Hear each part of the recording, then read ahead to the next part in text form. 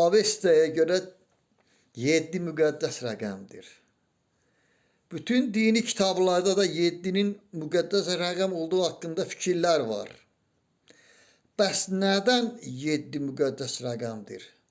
Bunun hikməti nədədir? Tanrı Ahura Mazda özü ölməz müqəddəs bir ruh idi. Və özündən başqa 6 ölməz müqəddəs ruh yarattı. Və bunlar birlikdə bir 7'lik təşkil elədilər.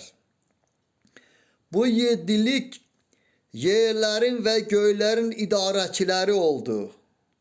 Bunların adlarını bir-bir sizə deyirəm. 1. Tanrı Ahura Mazda bunların başında durur. 2. Doğru fikir. 3. Yaxşı həqiqət. 4. Müqəddəs meminlik. 5. Ədalətli hakimiyyət. Həmişə insanlar bunu arzulayırlar. 6. Bütövlük. Kainatın bütövlüğü.